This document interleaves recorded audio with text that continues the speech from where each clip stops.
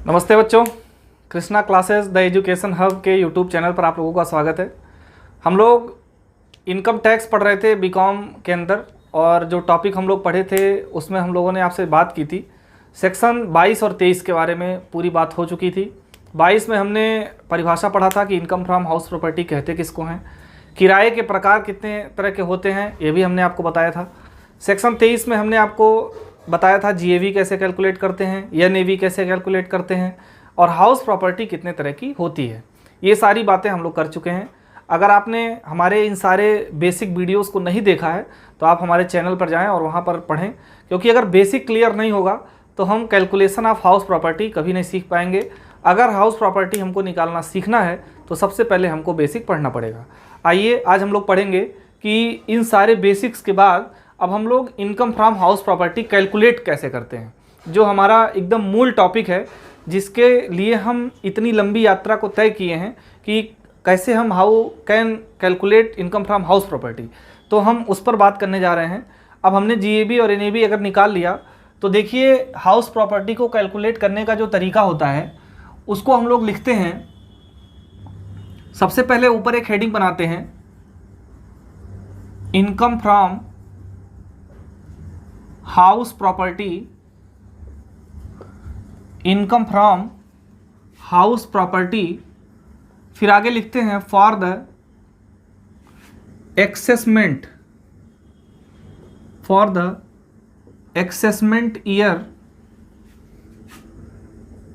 2020-21 जो चल रहा होता है। ये कैलकुलेशन के पहले आपको टेबल के ऊपर हेडिंग बनाना पड़ता है। अगर इस टेबल में आपने किसी भी बात को छोड़ दिया तो हम किस साल का income from house property calculate कर रहे हैं, प्यारे बच्चों, ये समझना मुश्किल हो जाएगा। और अगर ये समझना मुश्किल हो जाएगा तो आपका मार्क्स कहीं ना कहीं काटा जाएगा। अब एक चीज़ यहाँ पे समझने वाली बात है कि income from house property for the assessment year, assessment year क्या होता है, हम चाहेंगे कि पहले हम इस पर थोड़ी सी बात कर लें ताकि आपको कहीं कोई कन्फ्यूज़न ना रह जाए। देखिए प्यारे बच्चों, ईयर दो तरीके का होता है, एक होता है एक्सेसमेंट ईयर और एक होता है प्रीवियस ईयर। इसका थोड़ा सा कॉन्सेप्ट पहले हम समझ लेंगे कि एक होता है एक्सेसमेंट ईयर और एक होता है प्रीवियस ईयर। एक्सेसमेंट ईयर और प्रीवियस ईयर को हम लोग एक साथ समझेंगे तो हम लोगों को ज़्यादा अच्छा समझ में आएगा। जिस साल हम टैक्स का कैलकुलेशन करते हैं, जिस भी साल में हम किसी भी व्यक्ति का इनकम कैलकुलेट करते हैं, वो ईयर कहलाता है एक्सेसमेंट ईयर। जैसे अभी हमारा एक्सेसमेंट ईयर कौन सा चल रहा है, 2020-21 चल रहा है, ठीक है। फिर इसके बाद क्या आएगा, 2021-22 आएगा। ठीक उसी तरह से बच्चों, जैसे हम लोग स्कूल में नहीं पढ़ते हैं कि 2016-17 सत्र, 2016-17 सेशन, 2016-17 ऐसे हम लोग जोड़ के पढ़ते हैं। क्योंकि होता क्या है कि ये जो हमारा कैलेंडर चलता है फाइनेंशियल, वो 2 सालों को एक साथ जोड़ता है, इसलिए हम किसी एक की बात नहीं करते हैं। इसलिए एक जो ईयर चल रहा होता है, यहाँ भी बच्चे बहुत सारे कंफ्यूज हो जाते हैं कि सर अगर हम मान लीजिए 2021 में टैक्स का एक्सेसमेंट कर रहे हैं तो पहले कौन सा लिखेंगे। आप ये जान लीजिए कि जो पहले वाला लिखा रहता है वो ज़्यादा, उसमें ज़्यादा टाइम बीता रहता है, और ये जो बाद वाला लिखा रहता है इसमें बस 1 से 2 महीने, जनवरी, फरवरी, मार्च, सिर्फ 3 महीने जाता है। इसीलिए हम इसको शॉर्ट में भी लिखने के लिए समझ सकते हैं। और जो हमारा प्राइम ईयर है जिसकी बात हो रही है, वो जो पहले लिखा है वो 2021 की बात आती है। तो हम इसको ये समझने के लिए हम आपको तरीका बताए कि समझने में आसानी कैसे होगी। बाकी हमने आपको ये बताया कि जिस साल हम किसी भी इनकम को कैलकुलेट करते हैं, जिस साल में हमको इनकम प्राप्त होता है, उसी साल को हम एक्सेसमेंट ईयर कहते हैं। ये 12 महीने का एक समय होता है। It is the period of 12 month. ये 12 महीने का एक समय होता है जो 1 अप्रैल से शुरू होता है और 31 मार्च तक प्यारे बच्चों चलता है। यही टाइम एक्सेसमेंट ईयर कहलाता है। ये 12 महीने का एक समय होता है जिसमें किसी भी व्यक्ति का इनकम कैलकुलेट करके उसके ऊपर टैक्स लगाया जाता है। जिस साल हम टैक्स का पूरा कैलकुलेशन करके टैक्स का एक्सेसमेंट करते हैं उसी को एक्सेसमेंट ईयर कहते हैं। ये 1 अप्रैल से शुरू होता है और 31 मार्च को ख़त्म हो जाता है। अब इसी के साथ हम लोग समझेंगे कि प्रीवियस ईयर क्या होता है। प्यारे बच्चों, प्रीवियस ईयर को समझने का 2 कॉन्सेप्ट है। पहला जो कॉन्सेप्ट है कि प्रीवियस ईयर उसको कहते हैं, तो उसको समझने के लिए जो सीधा सीधा हम समझ सकते हैं वो ये समझ सकते हैं, एसेसमेंट ईयर के ठीक पहले का जो साल होता है उसको हम लोग प्रीवियस ईयर कहते हैं। एसेसमेंट ईयर के ठीक पहले वाला जो साल होता है उसको हम लोग प्रीवियस ईयर कहते हैं। अब जरा यहाँ प्यारे बच्चों देखेंगे कि अगर हम आपसे पूछें कि 2020-21 का प्रीवियस ईयर क्या होगा, तो हम बताएंगे सर 2019-20 होगा। सर ये कैसे हो गया? अब आप देखिए, हमने आपको यही बताया था बच्चों कि यही आपका प्राइम ईयर होता है, मेन ईयर आपका यही है। ये तो पूंछ है, समझिए लटका हुआ है, इसको हम इसलिए लिख देते हैं क्योंकि जनवरी, फरवरी और मार्च का जो 3 महीना होता है वो दूसरे साल में चला जाता है। अब आप देखिए 2021 का प्रीवियस ईयर क्या होगा, तो अब इससे नहीं कैलकुलेट करेंगे, इससे कैलकुलेट करेंगे। 21 के पहले बेटा क्या आता है? 2020 आता है, यानी ये बात 21, हाँ तो ठीक है, 2020-21 की बात हो रही है। अब अगर और हम कोई चीज़ पकड़ लें, जैसे समझिए कि ये 2020 था, 2019 का हमने निकाल लिया, चलिए 2018-19 का निकालते हैं। अब 2018-19 का अगर हमको प्रीवियस ईयर कैलकुलेट करना होगा तो क्या होगा? 2017 और 18, यानी ये जो मेन ईयर है, जो प्राइम ईयर है, इसमें से एक लेस करके यहाँ लिखा और ठीक उसके पहले वाले में से भी एक साल घटा दिया। तो हमने बताया एसेसमेंट ईयर के ठीक पहले वाला साल। अगर आप कैलेंडर आपके सामने हो और आप कैलेंडर में मंथ बाई मंथ आप बैक जाइए तो आप देखेंगे कि 2020-21 के पहले जब आप चलना शुरू करेंगे तो निकल करके क्या आएगा? 2019-20 आएगा। अगर ठीक इसके 12 महीना पहले हम आपको कैलेंडर में जाने के लिए कह दें तो क्या आएगा? 2019-20 आएगा। तो पहला कॉन्सेप्ट तो प्रीवियस ईयर का ये हुआ कि सर एसेसमेंट ईयर के ठीक पहले वाले साल को हम प्रीवियस ईयर कहते हैं, ये एक कॉन्सेप्ट हो गया।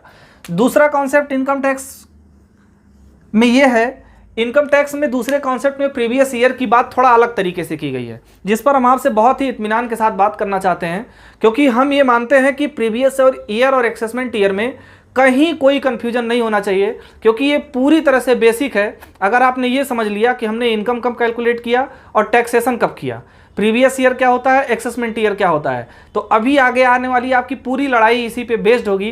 कई बार क्वेश्चन में बच्चे यही कंफ्यूजन में रह जाते हैं कि ये जो बात हो रही है वो एसेसमेंट ईयर की हो रही है कि प्रीवियस ईयर की हो रही है। तो इसके बारे में हम आपको एक ऐसा धमाकेदार कॉन्सेप्ट देने जा रहे हैं कि इसके बाद आपका प्रीवियस ईयर और एसेसमेंट ईयर, इसमें कहीं कोई कंफ्यूजन नहीं रह जाएगा। वो क्या है? एसेसमेंट ईयर की बात मैंने बताई कि जिस साल आप टैक्स का कैलकुलेशन करते हैं, जिस साल आप टैक्स की गणना करते हैं, उसको एसेसमेंट ईयर कहते हैं। और प्रीवियस ईयर के बारे में मैंने 2 कॉन्सेप्ट बताए हैं। पहला मैंने बताया कि एसेसमेंट ईयर के ठीक पहले वाले साल को प्रीवियस ईयर कहते हैं, जिसको हमने आपको निकालना भी सिखा दिया। और दूसरा जो कहते हैं उसमें थोड़ी सी कहानी है और उस कहानी को हम लोग सुनना शुरू करते हैं। प्यारे बच्चों, इनकम टैक्स ये कहता है कि अगर हम किसी भी साल में जब हम टैक्स का कैलकुलेशन करते हैं तो स्वाभाविक रूप से हम इनकम टैक्स पढ़ रहे हैं। और हमने आपको पहले ही बताया था कि इनकम पे लगने वाले टैक्स को ही इनकम टैक्स कहते हैं। यानी मसला टैक्स का नहीं है, मसला पहले ये है कि अगर हमको टैक्स लगाना है तो हमें ये पता करना पड़ेगा कि इनकम क्या है। और इनकम हमने आपको शुरू में ही, जब आप पहला लेक्चर हमारा देखेंगे, उसमें आपको बताया गया है कि इनकम 5 तरीके की होती है। सैलरी होती है, हाउस प्रॉपर्टी होता है, फिर इनकम फ्रॉम बिजनेस प्रोफेशन होता है, कैपिटल गेन होता है और इनकम फ्रॉम अदर सोर्सेज होता है। तो ये हमारी इनकम है। तो टैक्स के संबंध में प्रीवियस ईयर उसको कहते हैं। इनकम टैक्स ये कहता है कि कोई भी आदमी जिस साल इनकम कमाता है, टैक्स उसके अगले साल में भरता है। अब ये क्या मैटर हो गया? हाँ, फिर से समझेंगे। अगर मान लीजिए कि ये जो एसेसमेंट ईयर या एक फाइनेंशियल ईयर जो अभी चल रहा है, अभी कौन सा फाइनेंशियल ईयर चल रहा है प्यारे बच्चों? अभी हमारा चल रहा है 2021-22। हम 21 में पहुंच चुके हैं, तो अभी हमारा कौन सा एसेसमेंट ईयर चल रहा है? 2021-22। अब 2021-22 में हम इन 5 स्रोतों से जितना भी इनकम कमाएंगे, या हम जो कुछ भी इनकम इस 21-22 में कमाएंगे, इनकम टैक्स कहता है कि बेटा टैक्स तुम्हारा इस साल के इनकम का अगले साल लगेगा। इसी साल कमाएंगे और इसी साल टैक्स लगेगा, ये नहीं होता है।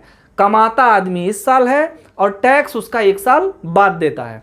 तो इनकम टैक्स का एक फार्मूला यहीं से फिर से जनरेट हो गया। वो कहता है कि प्रीवियस ईयर उस ईयर को कहते हैं जिस साल कोई भी टैक्स पेयर इनकम को कमाता है। क्या आप इस बात को थोड़ा सा समझ पा रहे हैं? मैं फिर से समझाता हूं। मैं ये बताया कि ये फाइनेंशियल ईयर जो चल रहा है, या कोई भी फाइनेंशियल ईयर जो चल रहा है उसमें कोई आदमी जितना भी इनकम कमाता है, जितना भी पैसा कमाता है, टैक्स वो उसके अगले वाले साल में देता है। यानी 18 में अगर पैसा कमाए हैं 18-19 में, तो टैक्स कब देंगे? 19-20 में। अगर 19-20 में पैसा कमाए हैं तो टैक्स उस पर कब देंगे? 20-21 में, यानी ठीक 1 साल बाद। तो स्वाभाविक रूप से यहाँ 2 बातें आ गई। 2 बातें क्या आई कि इनकम हम इस साल कमा रहे हैं और टैक्स कब देंगे? इसके अगले साल में। अब जरा सा इसको उल्टा करिए। अब अगर हम मान लीजिए कि ये हमारा एक्सेसमेंट ईयर है, कोई भी एक्सेसमेंट ईयर आप देख लीजिए, जैसे सपोज करिए 2018-19, तो अब एक बात तो आपको समझ में आ गई होगी कि अगर 2018-19 में हम कोई भी टैक्स पे कर रहे हैं, टैक्स लगा रहे हैं, तो स्वाभाविक रूप से ये इनकम बेटा कब कमाई गई रही होगी? 1 साल पहले कमाई गई रही होगी। तो वो कौन सा ईयर रहा होगा? वो ईयर रहा होगा 2017-18। 2017-18 में हम पैसा कमाए रहे होंगे, तभी उस पैसे का टैक्स हम 2018-19 में लगा रहे हैं। क्योंकि इनकम टैक्स क्या कहता है? फिर से रिपीट कर रहा हूं, इस साल पैसा कमाओ, टैक्स इस पे हम अगले साल लगाएंगे। तो वहीं से प्रीवियस ईयर का ये दूसरा कॉन्सेप्ट इनकम टैक्स ने निकाला था कि उसका कहना यह है किसी भी इनकम पर हम जिस पे टैक्स लगा रहे हैं, किसी भी इनकम पे जिस साल हम इस साल जिस पे हम टैक्स लगा रहे हैं, जिस साल वो पैसा कमाया गया है उसको प्रीवियस ईयर कहते हैं। पहला प्रीवियस ईयर हमने बताया कि एक्सेसमेंट ईयर के ठीक पहले वाले साल को प्रीवियस ईयर कहते हैं। और दूसरा कॉन्सेप्ट हमने क्या बताया? कोई भी इनकम जिस साल कमाया जाता है वो उसका प्रीवियस ईयर कहलाता है। ठीक है, तो ये दूसरा कॉन्सेप्ट समझेंगे कि कोई भी इनकम, कोई भी आय जिस वर्ष कमाया जाता है, जिस वर्ष कमाया जाता है, कोई भी आय जिस वर्ष कमाया जाता है उसे प्रीवियस ईयर कहते हैं। PY का मतलब बेटा प्रीवियस ईयर, प्रीवियस ईयर कहते हैं।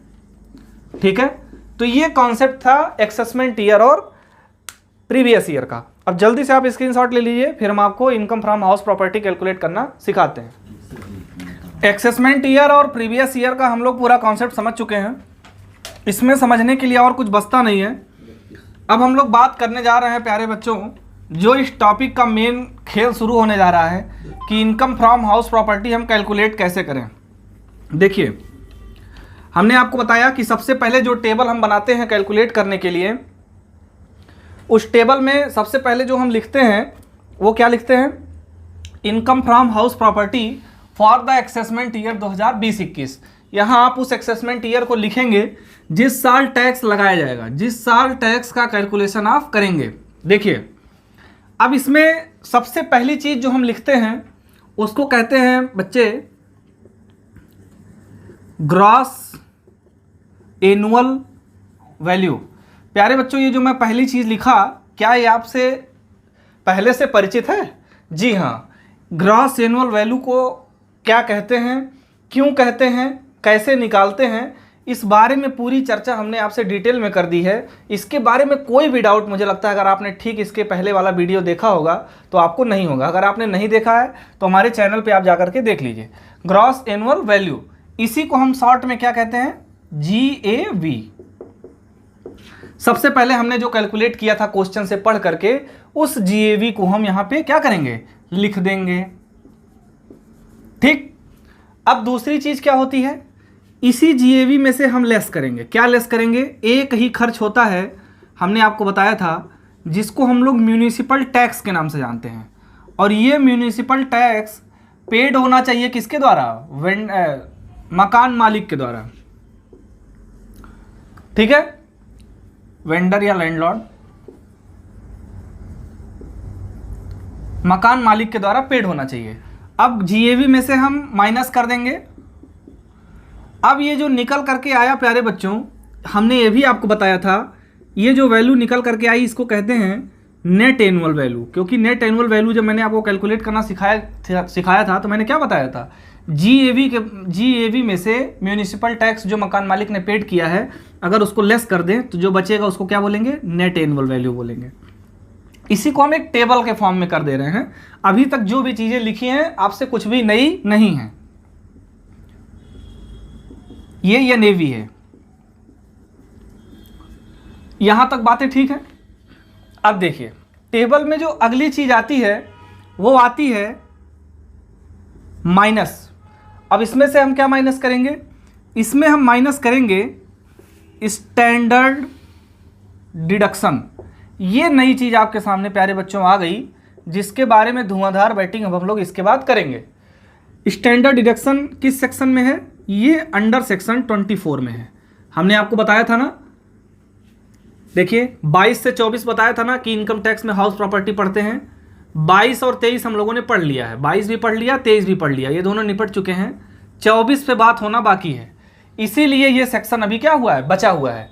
यहाँ तक नेट एनुअल वैल्यू तक हमने आपको तरीका समझाया। अब जो भी नेट एनुअल वैल्यू निकल करके आएगा उसमें से हम माइनस करेंगे स्टैंडर्ड डिडक्शन अंडर सेक्शन 24। अब सेक्शन 24 में सिर्फ और सिर्फ 2 स्टैंडर्ड डिडक्शन होते हैं। कौन कौन से देखेंगे? पहला स्टैंडर्ड डिडक्शन जो होता है 30% ऑफ NAV, 30% ऑफ NAV को मैं फिर से पूरे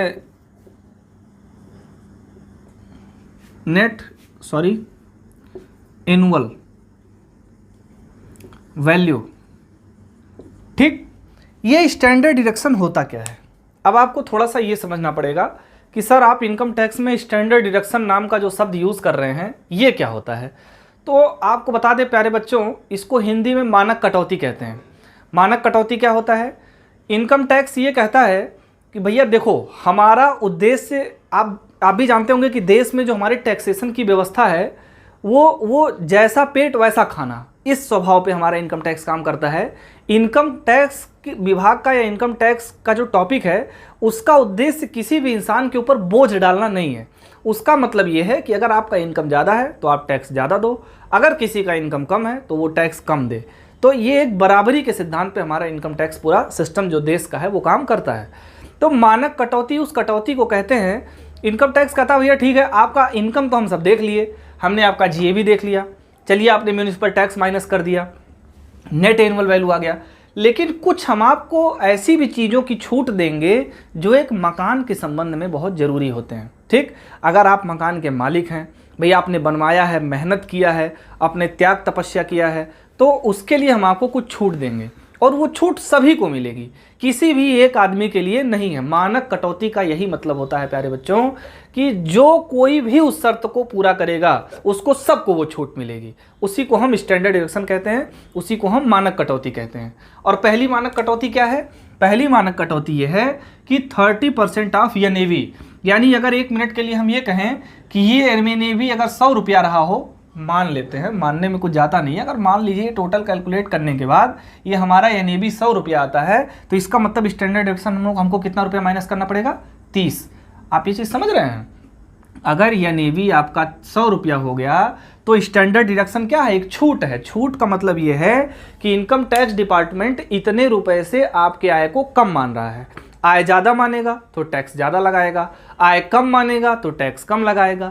तो छूट का मतलब यहाँ ये चीज़ आपको बिल्कुल क्लियर होनी चाहिए कि इसीलिए देखिए यहाँ पे माइनस किया गया है। आप ये देखिए, ये माइनस किया गया है, स्टैंडर्ड डिडक्शन को क्या किया गया? माइनस किया गया है कि NAV अगर आपका 100 रुपया है तो इसका मतलब 30% ऑफ NAV, उसका 30% हम 30 रुपया क्या करेंगे? इसमें से लेस कर देंगे।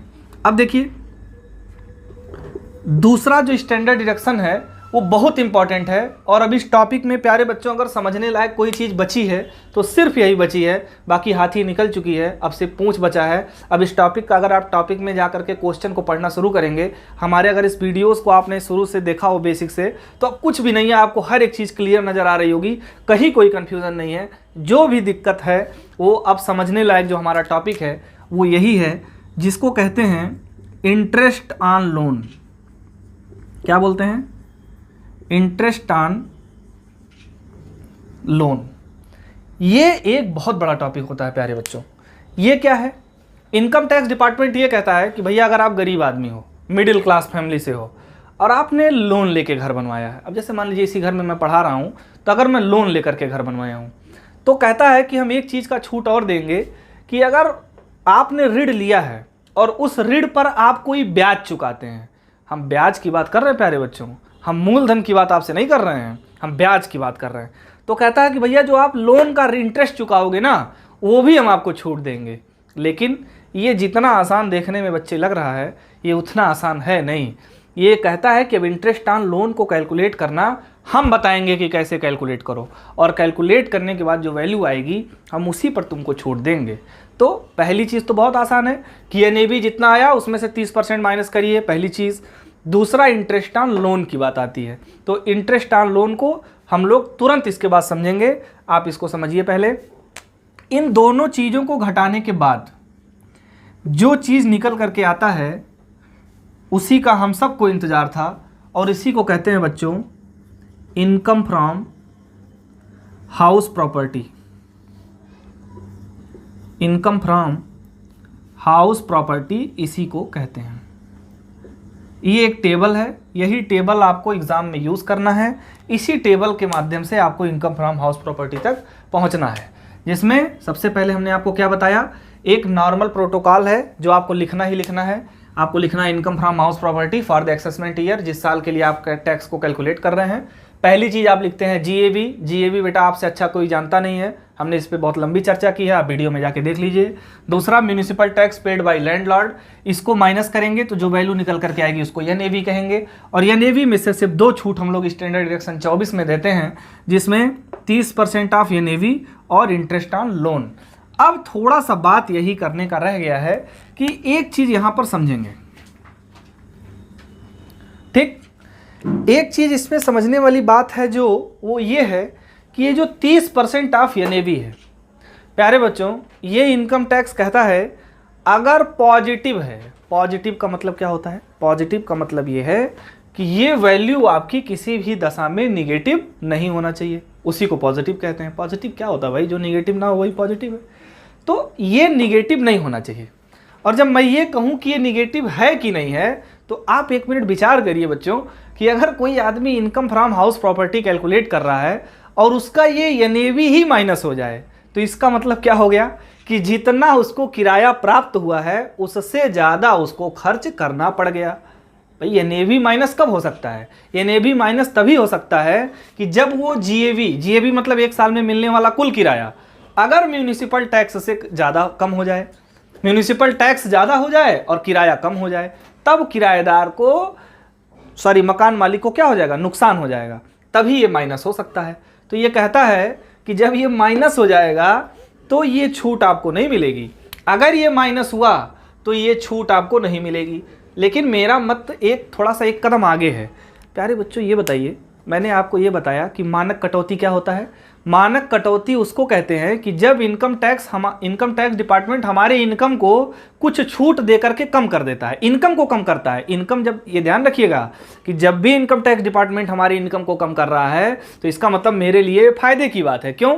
इनकम हमारा अगर कम करेगा तो हमको टैक्स कम देना पड़ेगा, अगर इनकम टैक्स डिपार्टमेंट हमारा इनकम ज़्यादा करेगा तो हमको टैक्स ज़्यादा देना पड़ेगा। तो ये चीज़ यहाँ समझिएगा कि अगर हमारा NAV ही माइनस हो जाए तो आप सोचिए कि अगर हमको नुकसान हो जाएगा तो हम टैक्स और छूट मांगेंगे ही क्यों इनकम टैक्स डिपार्टमेंट से।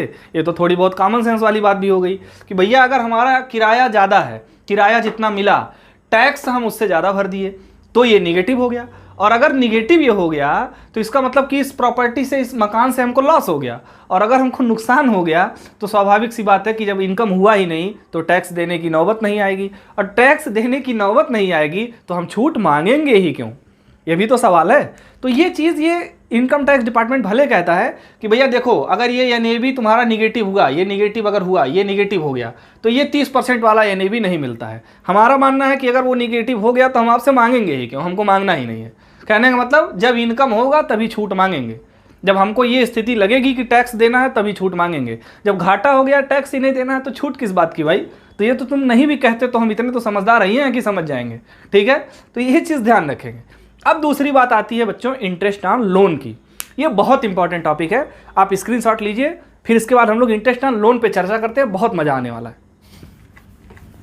देखिए प्यारे बच्चों, ये टेबल हमने पढ़ लिया कि इनकम फ्रॉम हाउस प्रॉपर्टी हम कैसे कैलकुलेट करेंगे। अब इसमें समझने वाली जो बात रह गई वो इंटरेस्ट ऑन लोन रह गई, और इसी पर अब हम लोग बात करने जा रहे हैं। बहुत आराम से समझिएगा, इस टॉपिक में अब कुछ बचा नहीं है, बहुत कुछ, बस इसी पे हम लोग धुआंधार बैटिंग करेंगे और तुरंत इसके बाद हम लोग क्वेश्चन पे आ जाएंगे। और आप ये देखेंगे कि मेरे साथ साथ जब आप क्वेश्चन को सॉल्व करेंगे तो हमसे पहले आपके मन में ये जो कुछ भी चीज़ें आपने पढ़ी है वो सॉल्यूशन के रूप में खटाखट आती जाएंगी। और यही हमारा मेहनत करने का और आपका पढ़ने का उद्देश्य भी है प्यारे बच्चों। और हमने आपसे प्रॉमिस भी किया है कि इस इनकम फ्रॉम हाउस प्रॉपर्टी के क्वेश्चंस को 1 बाय 1 हम लोग सॉल्व करेंगे। जो आपको यूट्यूब के इतिहास में खोज लीजिएगा कि जो HC मेहरोत्रा साहब जिसकी किताब से हम पढ़ा रहे हैं और जो भारत के ज़्यादातर विश्वविद्यालयों में पढ़ाई जाती है, उसका 1 बाय 1 क्वेश्चन का सलूशन आपको यूट्यूब पर किसी चैनल पर नहीं मिलेगा। और वो हम आपको 1 बाय 1 इसके बाद जब हमारा बेसिक लेक्चर खत्म हो जाएगा तो हम क्वेश्चन पे आपसे धुआंधार बैटिंग करेंगे। देखिए, इंटरेस्ट ऑन लोन की जहाँ तक बात है, इनकम टैक्स डिपार्टमेंट कहता है भैया देखो, चूंकि हाउस प्रॉपर्टी तुम पढ़ रहे हो तो ये इंटरेस्ट ऑन लोन जो हम तुमको छूट देंगे स्टैंडर्ड डिडक्शन अंडर सेक्शन 24 के तहत, धारा 24 के तहत जो छूट हम तुमको देंगे, ये लोन सिर्फ 4 चीज़ के लिए अगर तुम लिए रहोगे तभी छूट देंगे। 4 चीज़, किस किस 4 चीज़ के लिए?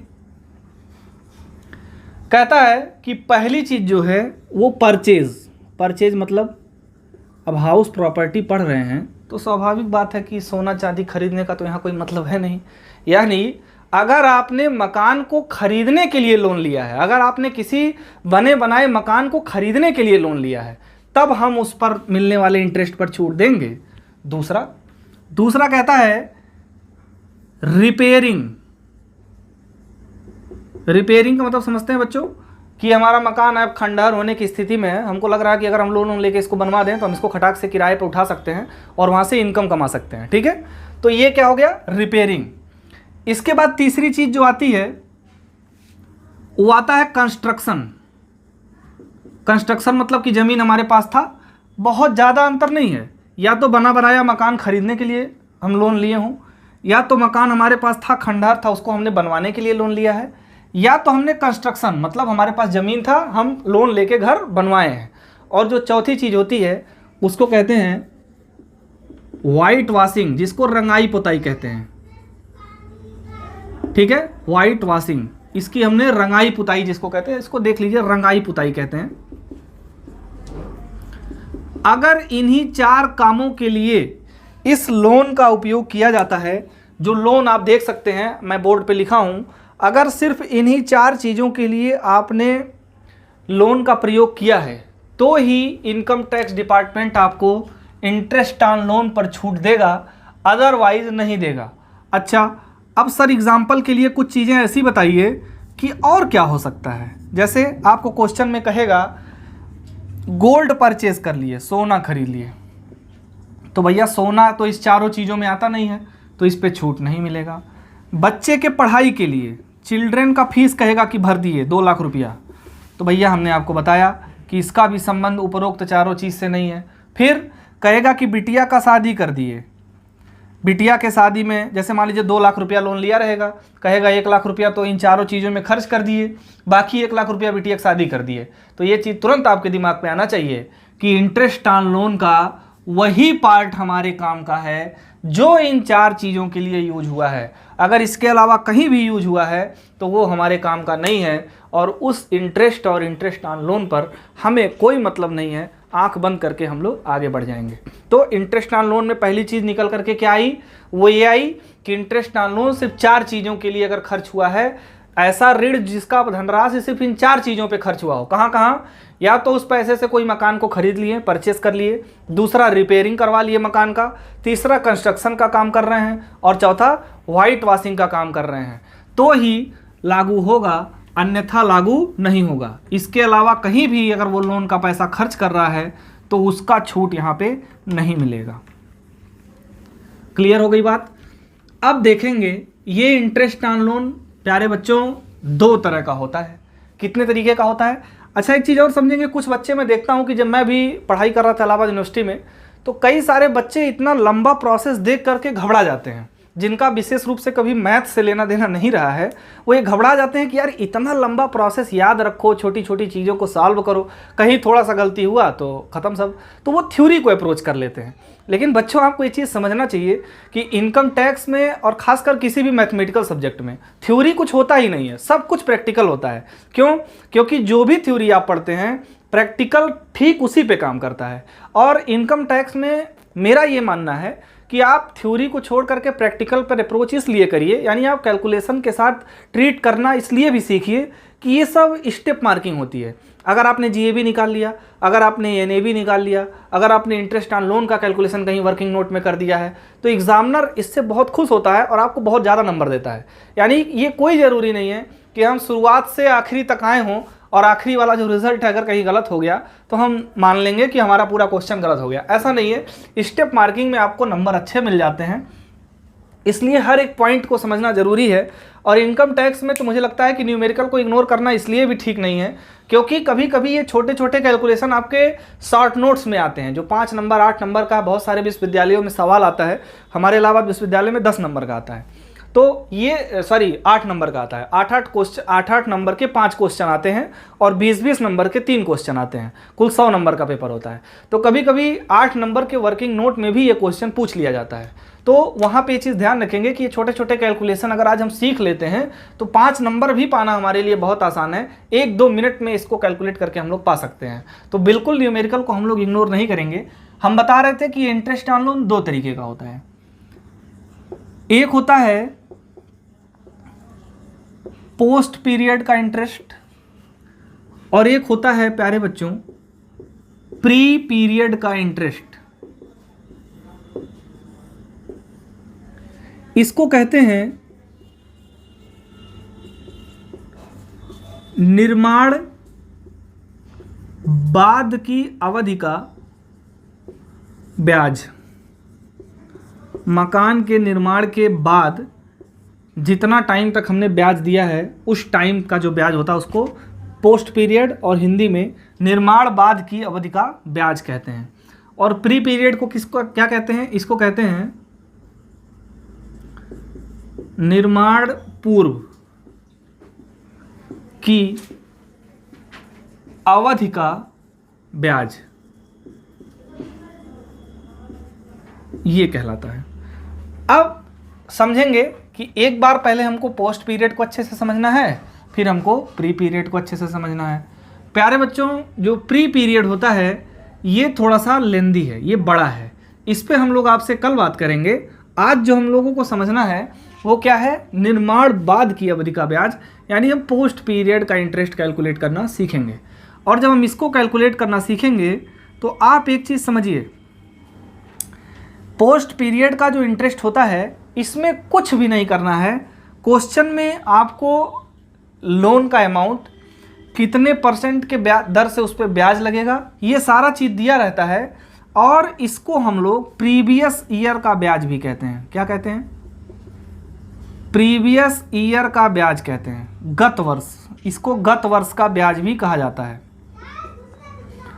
इसको गत वर्ष का ब्याज भी कहा जाता है। तो पोस्ट पीरियड के इंटरेस्ट में कुछ नहीं होता है, इसमें कुछ भी नहीं करना है। जितना भी अमाउंट हमारा दिया गया है, पोस्ट पीरियड और प्रीवियस ईयर के बारे में मैंने आपको क्या बताया प्यारे बच्चों?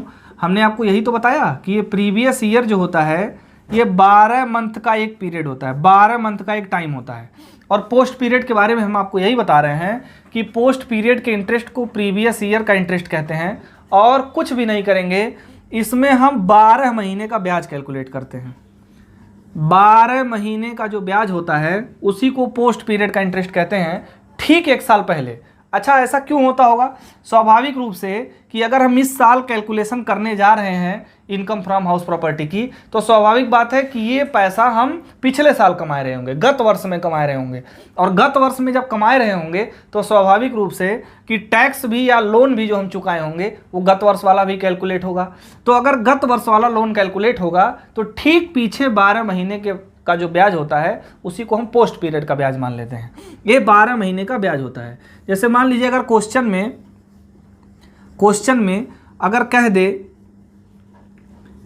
अगर क्वेश्चन में ये कह दे कि 1 लाख रुपए का लोन लिया था, ठीक है, और रेट ऑफ इंटरेस्ट 10% है, और कह दे कि पोस्ट पीरियड का इंटरेस्ट आप कैलकुलेट हमको करके दिखा दीजिए, तो आंख बंद करके प्यारे बच्चों कुछ नहीं करेंगे, 12 महीने का ब्याज कैलकुलेट कर देंगे 10/100,